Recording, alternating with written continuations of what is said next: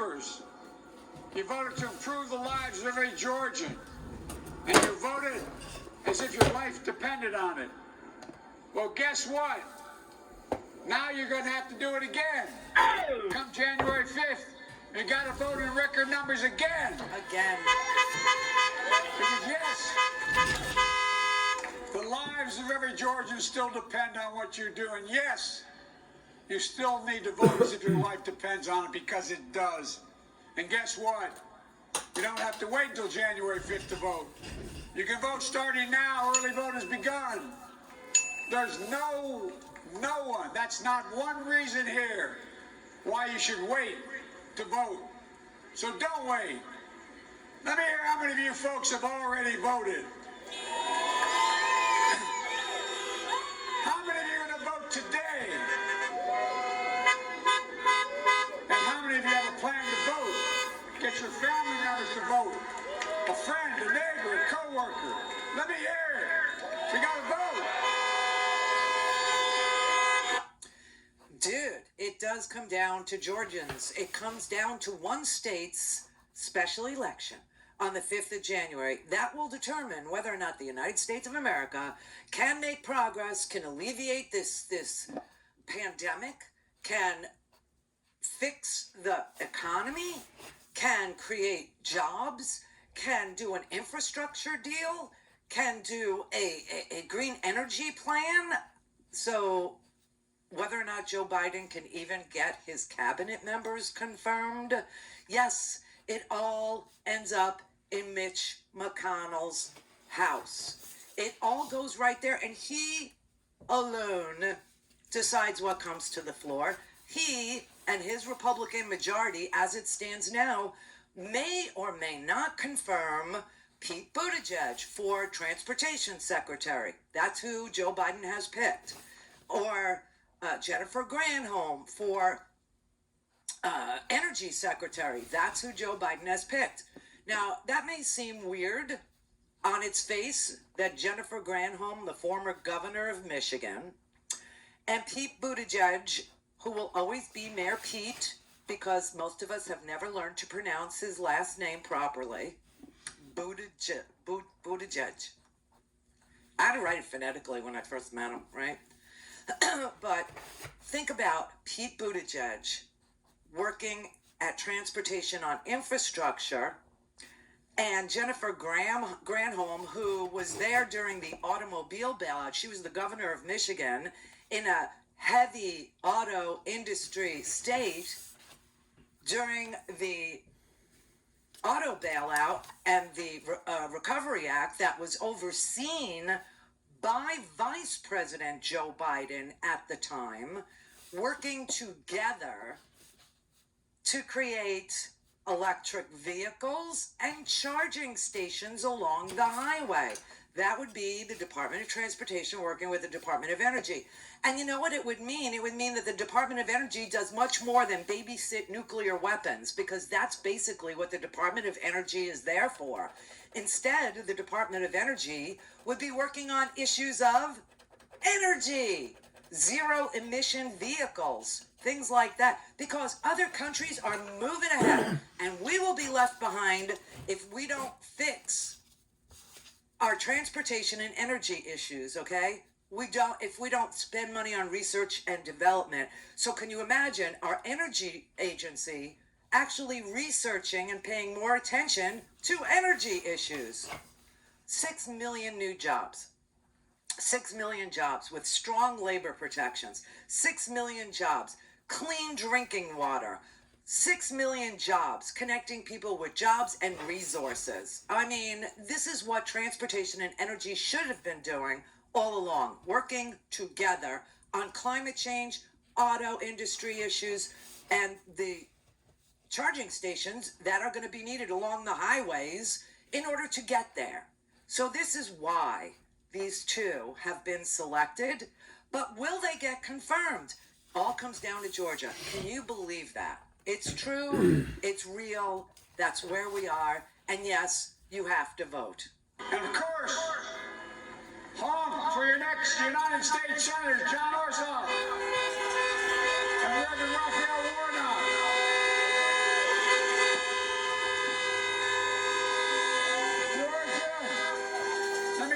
two simple words. Thank you. Thank you for turning out in record numbers in November election. Thank you for the faith you put in me and Vice President-elect Harris. And thank you for standing strong to make sure your voices were heard, your votes were counted, and counted, and counted again. I'm starting to feel like I won Georgia 3 times. You did.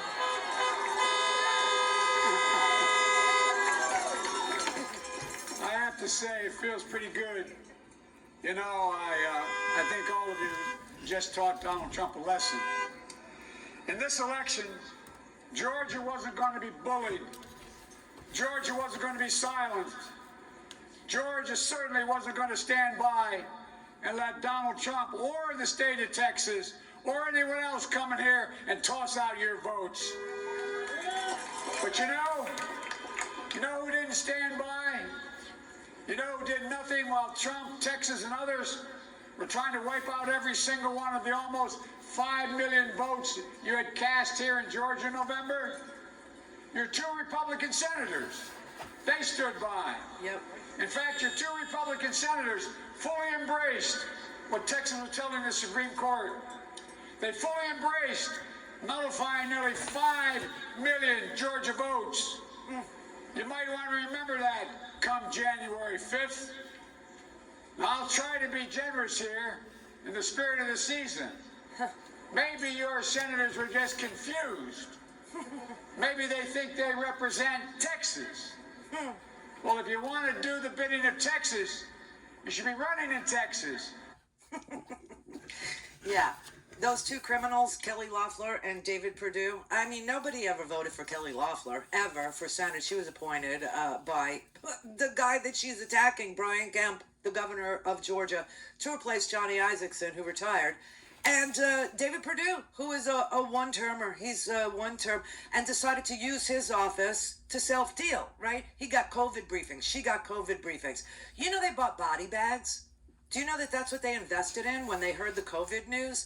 Not only did they sell retail and, service industry stocks that they had because they knew that things were going to get shut down and didn't tell anybody in Georgia or the United States for that matter about what they heard in those briefings. Oh, no, oh, hell no. They stood by Donald Trump when he said it was a miracle and it was just going to pass when there were only 15 people in this country that had COVID. 15. Now it's 15 million people in this country have had COVID. Now it's 3,000 a day die from COVID. Now it's 100,000 new cases that we find every single day in this country. Yet 15 people could have done. Anyway, they stayed quiet and they literally bought body bags. They invested in companies that manufacture body bags. It's so ghoulish. It's just so disgusting. And they're asking Georgians to vote for them? To vote for them. No, and I have to imagine that Georgia knows. I have to imagine that they know that these 2 are criminals and that either they're suffering from Trump derangement syndrome to the point where they'll vote for criminals over a real Christian. I mean, you have a real reverend running in this election. Reverend Raphael Warnock is a real reverend. You had churches burned, black churches burned over the weekend at these, MAGA rallies, right? These lunatic, fringe, Trump deranged people burnt down churches. And the real Christians are running for office, but MAGA doesn't care. Clear for Cochrane Roads Air Force. His labor history and respite are the salmon strike. The bagel bakers would engage in job actions effectively over the course of the next 15 years until they too suffer the fate of many an industrial worker, that of automation. Their labor would eventually be replaced by labor-saving bagel-making machines by the late 1960s. The Bagel Bakers Local 338 was a union that was based in New York State. And they set the minimum wages of the Yiddish bagel bakeries and controlled all of the stages from the flour sack to the plate. But like the railroad, it to the canal. For more information, go to laborhistoryin2.com, like us on Facebook, follow us on Twitter at laborhistoryin2. Don't give up.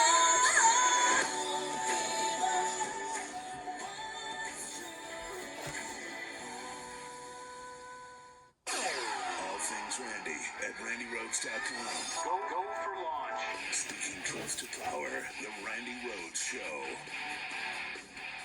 Look, everything that is in that package is vitally needed. The problem is it is a much smaller amount than the country needs in this moment of economic desperation.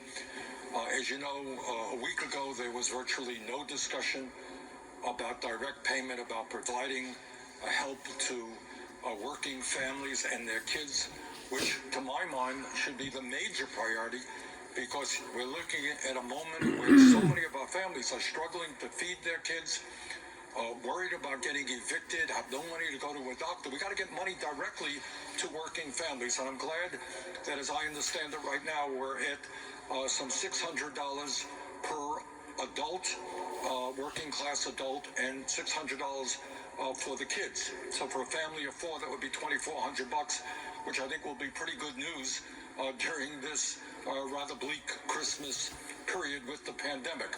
But we have got to do more. We have got to do more because the working class of this country, frankly, is in worse shape economically than any time since the Great Depression. So this is a step forward, and I certainly look forward to a Biden administration working with us to provide significantly more help to those people who need it. Yeah, 9 months after the House passed the HEROES Act, 9 months later, the HEROES Act was, what, $2.2 trillion or something in that neighborhood, right? And then we went down to 1.8, and now they're talking about $748 billion, $500 billion of it unspent money from the first CARES Act tranche of money that was clawed back by Steve Mnuchin, so it has to be reappropriated again. So basically what Mitch McConnell is agreeing to is a couple, like $148 billion of new money. In the middle of a mass casualty event, in the middle of Christmas, in the middle of 8 million people being sucked into poverty, not even falling. They go, oh, they fell into poverty. They didn't fall, they were pushed. They were pushed because there was no national containment strategy for this virus, ever. Not even now. And who controls the Senate is going to determine whether or not this country can add back the 10 million jobs that we've lost, get these 8 million people that just got sucked into poverty out of poverty. And you know what poverty is in this country? It's $26,000 for a family of four. A husband, a wife, or a husband and a husband, a wife and a wife, and 2 kids. $26,000. What? How in the world? I mean, you can't even pay rent on that, let alone rent, food, health insurance, transportation, gas, electric, water. I mean, who are we kidding here with these numbers? And yes, the Senate is broken. Of course, it's taken 9 months to get this far. The House passed their act back in May. Mitch McConnell wouldn't put anything on the floor. Right. So how important is it for Americans to see changes in the way the Senate operates? Oh, absolutely. I mean, look, there's no question that under Mitch McConnell and the Republican leadership, this has been one of the worst do-nothing Senates in American history. Yep. You talk about the healthcare crisis. Right. There hasn't been any discussion. We talk about the starvation wages that millions of Americans are working. No discussion at all on the Senate floor to raise the minimum wage to a living wage of at least $15 an hour. Climate change, no discussion. Criminal justice, virtually nothing. Immigration reform, virtually nothing. So I hope very much, by the way, that in Georgia, the good people of Georgia elect 2 Democrats so we can have Democratic control over the Senate and start moving an agenda that works for working people and not just the billionaires of this country. So let me ask people who think that they have been forgotten and may live in a place that we all agree should be called the Rust Belt, but the acceptance that we have a Rust Belt is unsatisfactory to me. It's unforgivable, and it has been going on since the 70s. Rust Belt. People just say it like it's the way it's supposed to be. No, it's not supposed to be. And every time we have Republicans, every time the economy crashes, people lose ground, and then you have people screaming in the streets about deficit spending. But whenever Republicans are in charge, they redistribute the wealth, reverse socialism. They take it from people who work, who are taxed at a higher rate than people who make money off of their money in the first place.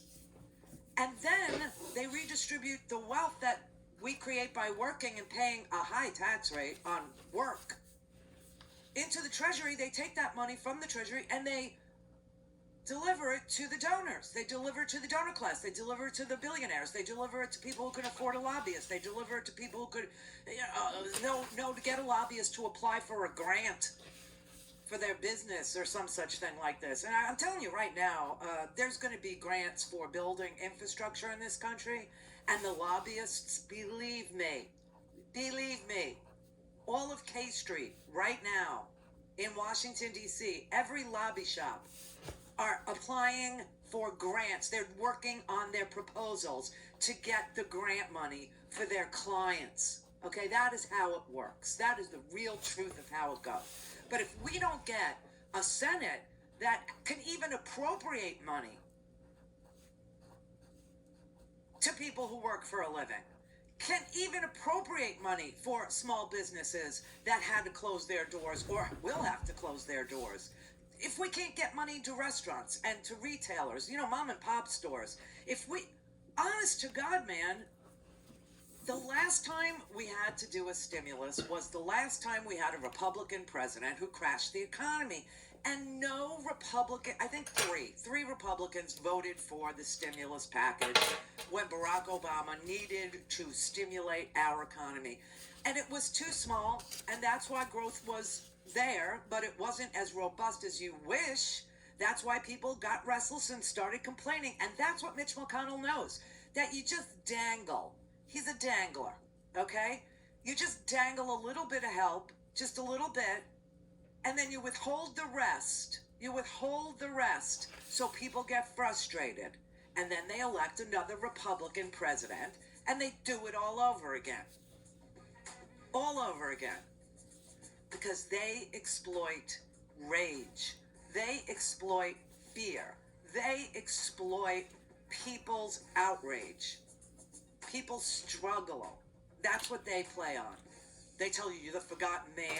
They talk this big populist game. So why is it when you have a real populist, why is it when you have a real person, a real senator who believes in stimulating the people who have been stepped on and forgotten and pushed aside in favor of billionaires redistributing wealth, I don't understand why people like that vote for Republicans. I honestly do not get it. It makes no sense.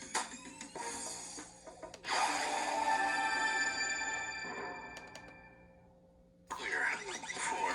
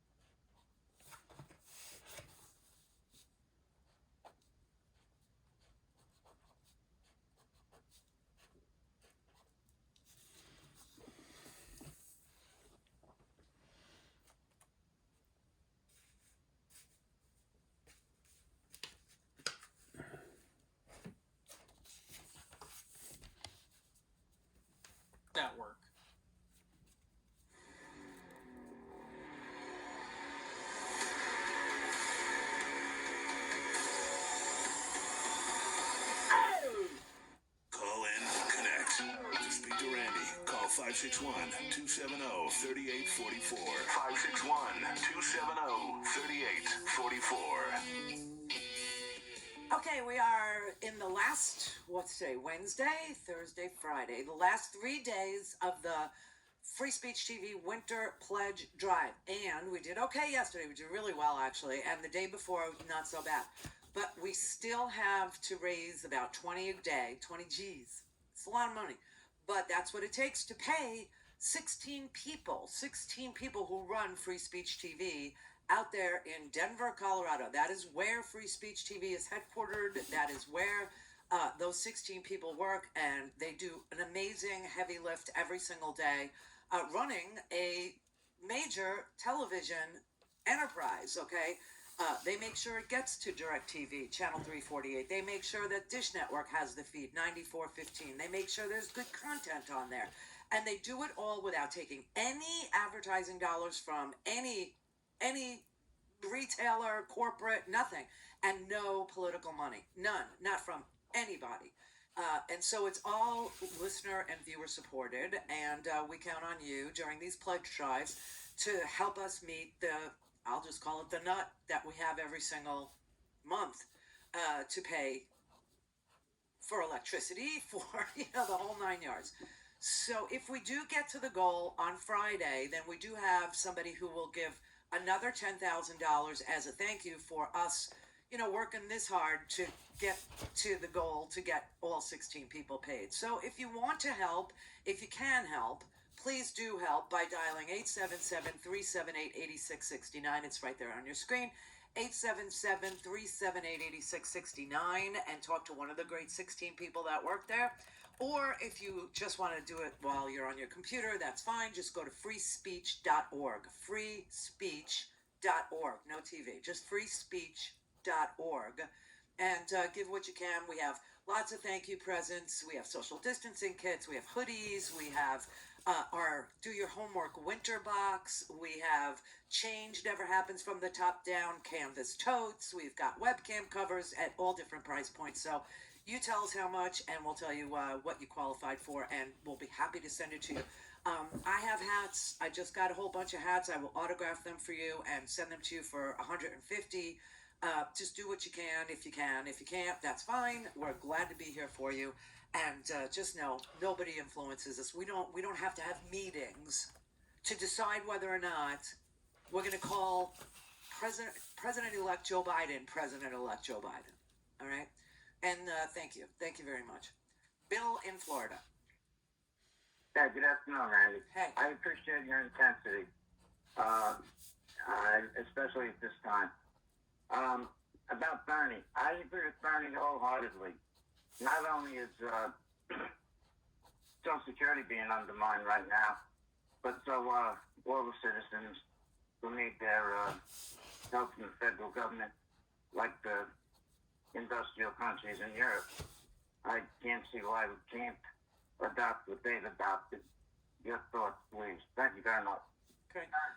Honestly, I'm not really clear about why people trash Bernie Sanders. I'm not really, except that they manufacture rage at his willingness to say that if you pay taxes for work, it shouldn't be more of a percentage of your income than people who make money off of their money pay.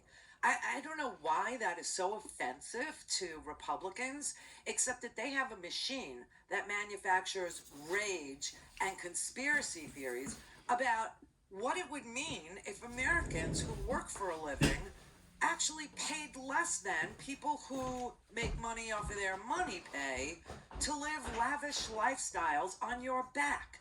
They name it. They call it socialism. Let me name what's going on. It's reverse socialism.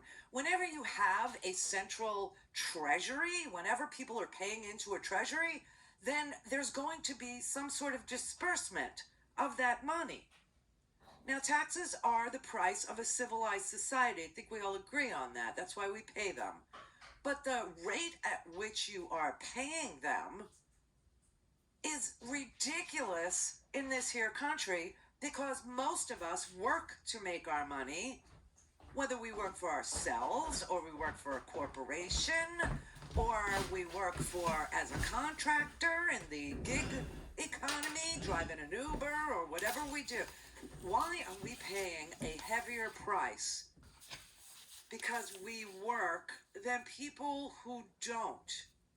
That to me is something unfathomable, and yet this Republican Party and their echo chamber is so successful at talking people into believing these far-flung conspiracy theories about somebody is trying to get something from you and change the way America works and fundamentally change. Listen, this president that we're saying goodbye to, this president fundamentally changed America in really dangerous and ugly ways. He changed the tax code to benefit the wealthiest Americans. He changed regulation to benefit the wealthiest corporate owners. He got rid of clean water, clean air. You have lead poisoning. You've got these forever chemicals that are, need to be cleaned up. America's becoming a giant Superfund site. I mean, it is so amazing how successful they are at manufacturing rage directed at the person who's trying to help you. It's like they've all become rabid dogs that bite the hand that feeds them. And for the life of me, if we don't change that, if we don't make sure that there is an understanding in this country that the Republican Party are a criminal enterprise that engage in the transference of funds from us to their donor class, to their well-connected, to the lobbyists' clients, we're never going to have an America that functions the way it did when we had a president known as Franklin Delano Roosevelt. That was the last time we were ever in a jam where the president of the United States was able to help the American people not go hungry, not go without housing, get back to work, manufacture things, build things in this country, do arts projects, for God's sake, do conservation projects, do energy grids, electrical grids,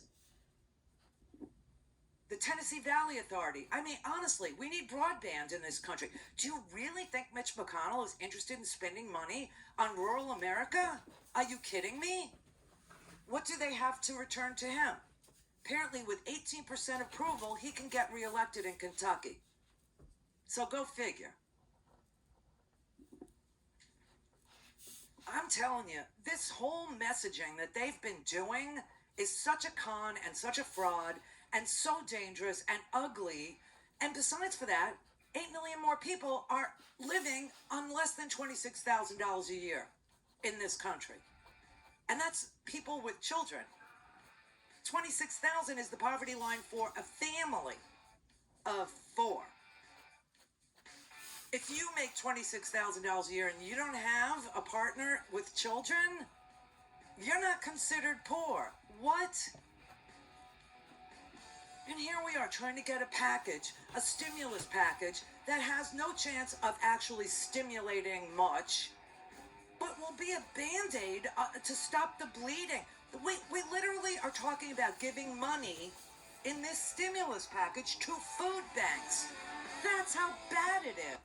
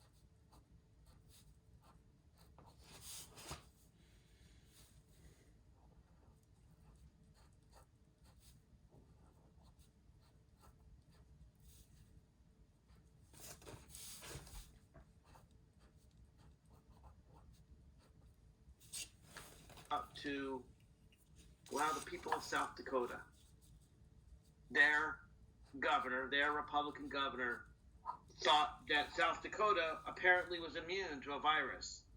Apparently thought that because there are big crowds in big cities, that only New York and Los Angeles and New Jersey, Chicago would suffer from the virus. Not all of them, to be sure, but better than in places like South Dakota, where they had a motorcycle rally in Sturgis.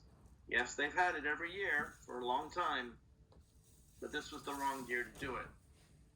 They don't have the capacity in small town South Dakota. They don't have the hospital beds. The people are dying in record numbers. And there are still politicians who are still not supporting mask mandates until their best. Don't give up. Don't give up. What's true? This is the Randy Rhodes Show. To speak with Randy, dial 561-270-3844. That's 561-270-3844.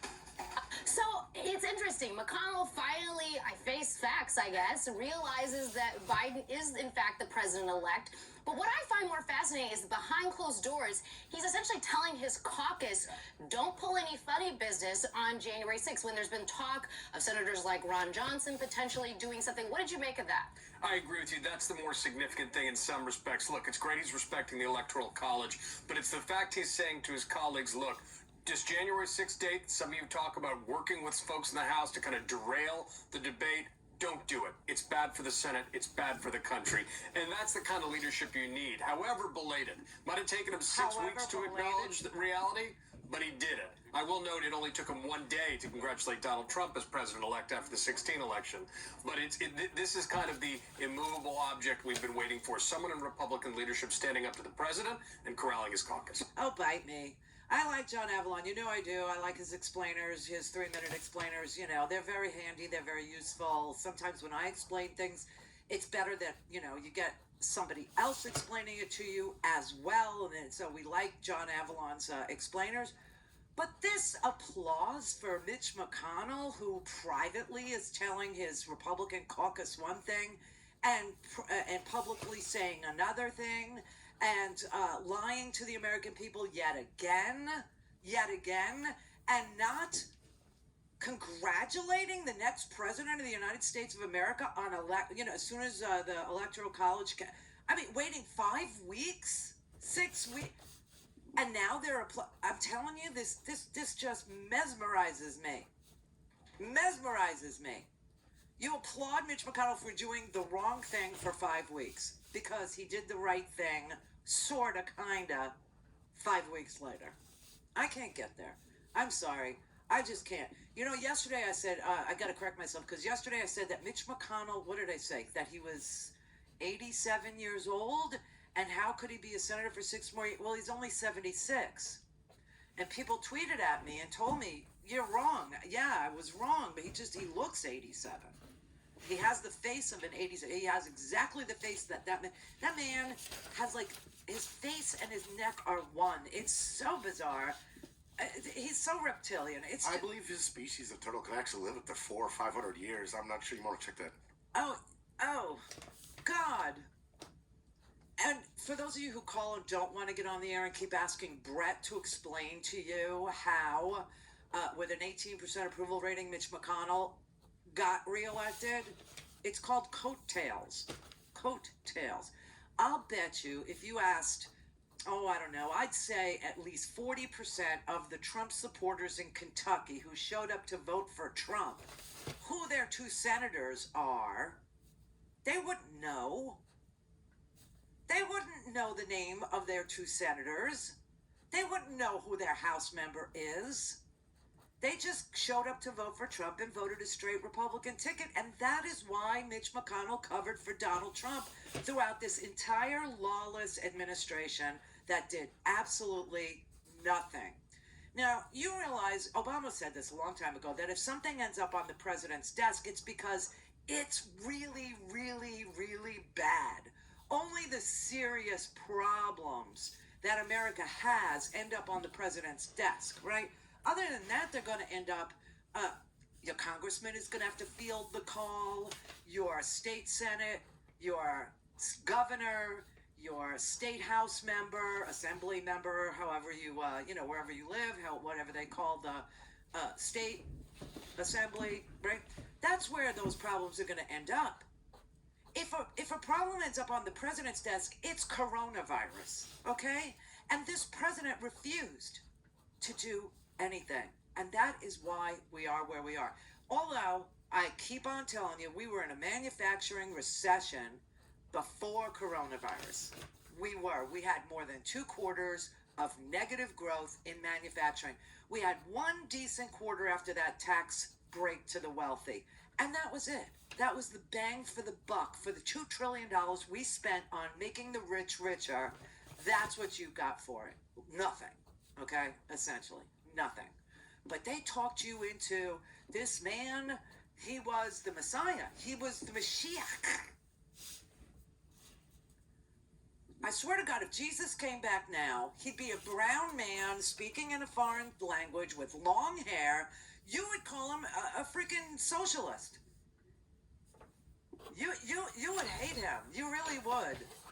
Maybe that's why you're so free to burn down black churches when you're angry. But, what's really weird is the real Christians in this country, they don't say anything when the MAGA people burn churches down. They're silent on it. They have no problem with it. They don't get crazy. They don't start calling, radio shows saying, okay, I have to distance myself from this group because even, they vote for Trump and they burn down churches and I can't accept. The evangelicals that, the prosperity gospel cons that are out there, they don't have a problem with it. But here in Georgia, you have a real reverend running for the Senate. A serious Christian man running for the Senate in Georgia, but he's brown, like Jesus. You'll have to figure that one out for yourself. Jerry in Baltimore. Hey, Randy. Hi.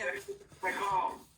Hey, I have a problem with Mitch McConnell not recognizing the voice of the people. You should. The Electoral College is not the people that decides who's the president. They're just supposed to represent the voice of the people in their state. The people had spoken long time before that. That's true. That's true. And this whole, nauseating mantra of theirs where, well, the president is entitled to explore all legal options. Not when it would take the throwing away of 8 million ballots for him to win. No, that's not something that he's entitled to pursue. Not only that, it was a lie. We stood a better chance with Hillary and him meeting with Putin and all them things. Like, no, don't believe your lying eyes. Well, anyway. Yeah, now you're off the beaten path. But what I'm saying is what you're saying at the beginning of this conversation, that it is un-American of Mitch McConnell, undemocratic, un-American.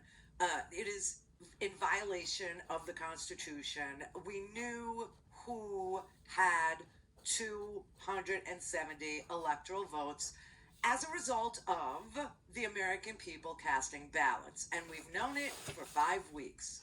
And Mitch McConnell refused to acknowledge that known. It wasn't an unknown known. It wasn't an unknown unknown. It was a known known. The poetry of Donald H. Rumsfeld, everybody. It was un-American, okay? And it is.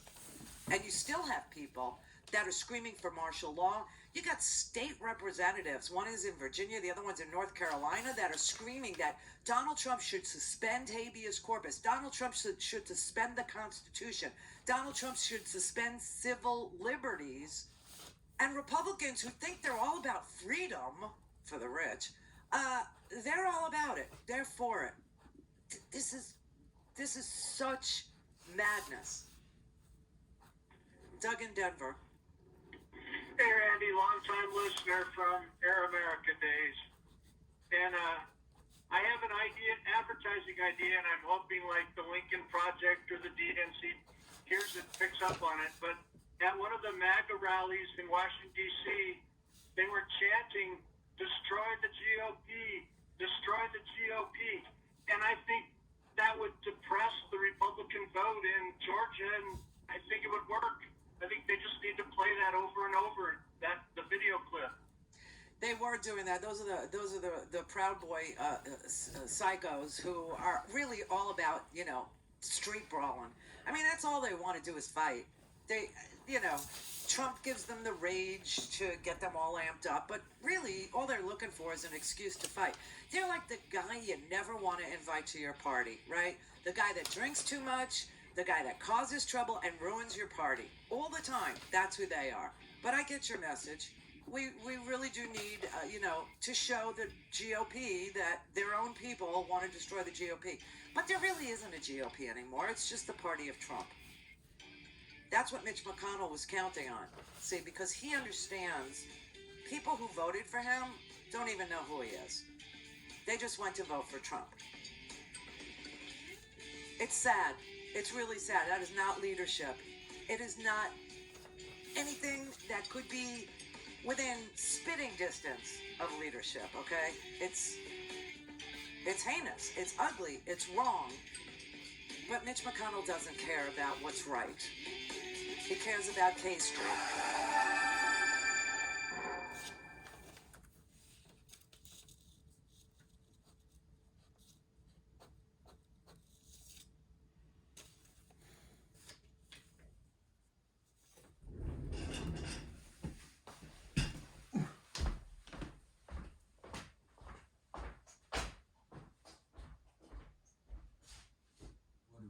Shopping online this year than ever before.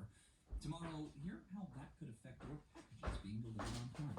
Tune in for that story on 93.9 FM or and also a special speaker for visibility really has dropped in the past half hour or so in lower Manhattan. You can't see too far at the moment. Snow's coming down pretty heavy right now. We're going to see a temperature around 30 degrees this evening. Wind chills between 15 and 20. It's going to be very windy tonight as well. Gusts somewhere around 40 miles an hour. We could see accumulation in New York City anywhere between 9 and 13 inches. It looks like at the moment, the farther north and west you go, the more snowy it'll be, the more rainy it'll be to the south and the east. It's WNYC at 5. Support for NPR comes from WNYC members and from the University of Oregon with the Phil and Penny Knight campus for accelerating scientific impact. A new model designed to speed the pace of scientific discovery. More at accelerate.uoregon.edu.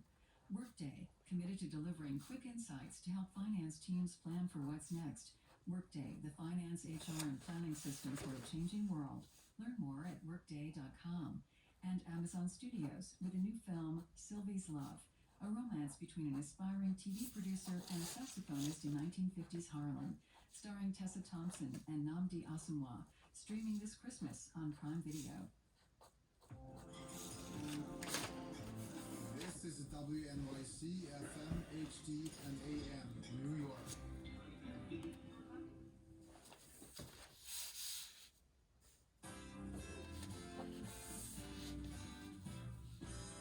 Elmhurst Strong was the chant today as the first employees of the city's public hospital system received coronavirus vaccines. Good evening, I'm Sean Carlson. This is All Things Considered on WNYC.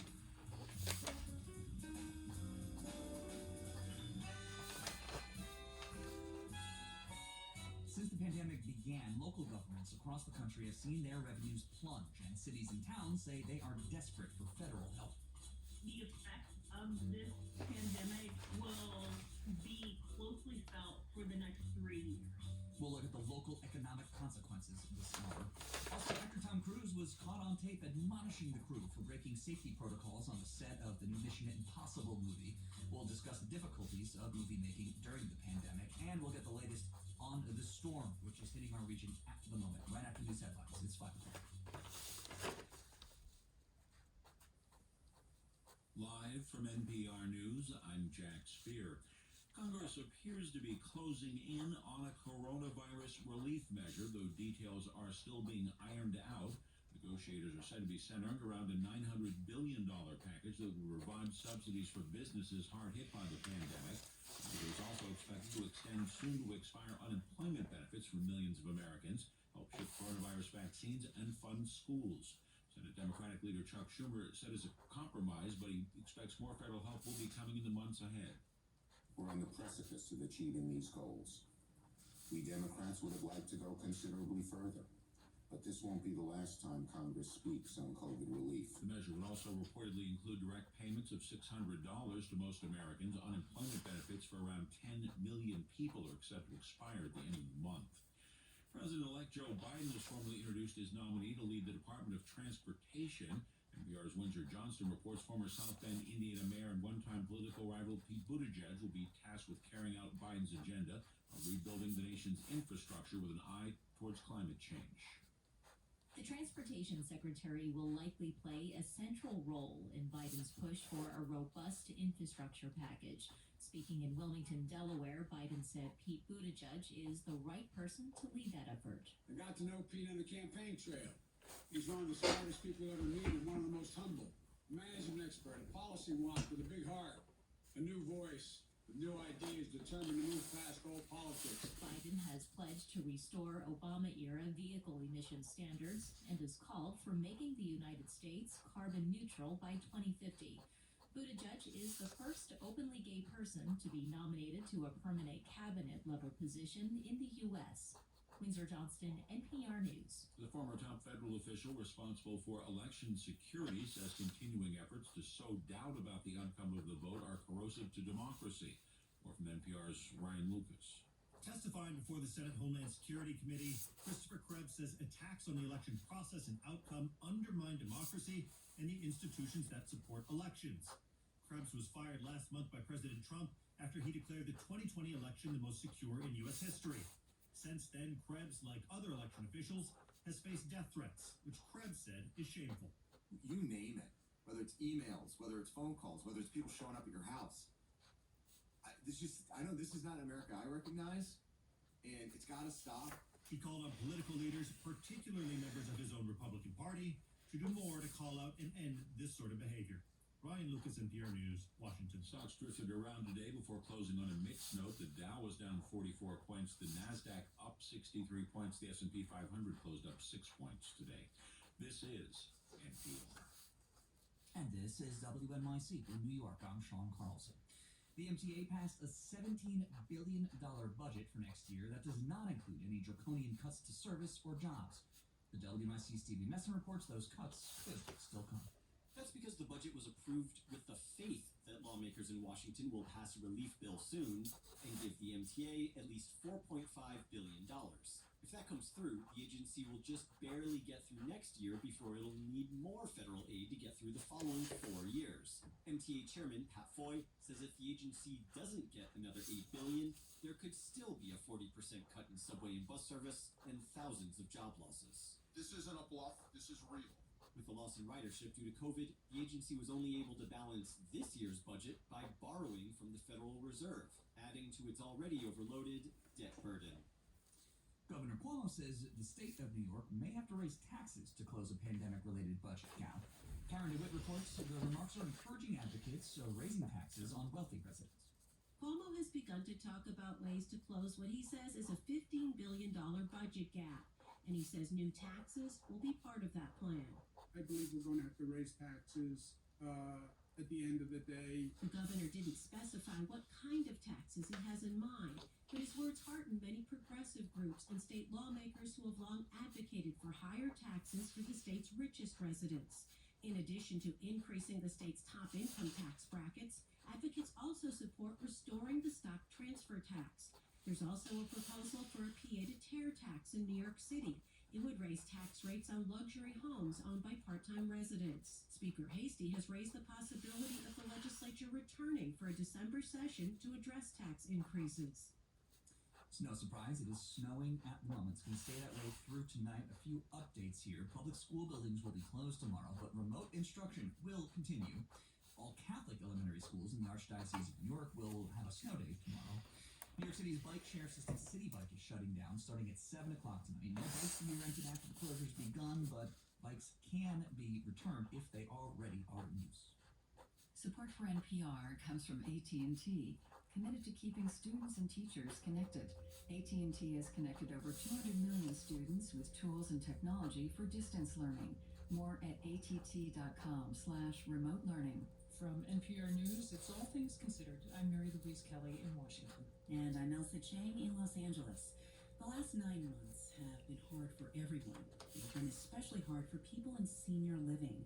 More than 100,000 people who have died of COVID-19 here in the U.S. have been long-term care staff or residents. And then there's the isolation. We haven't been able to see our families unless they live close by. And for a period of time, we were not allowed to see our families.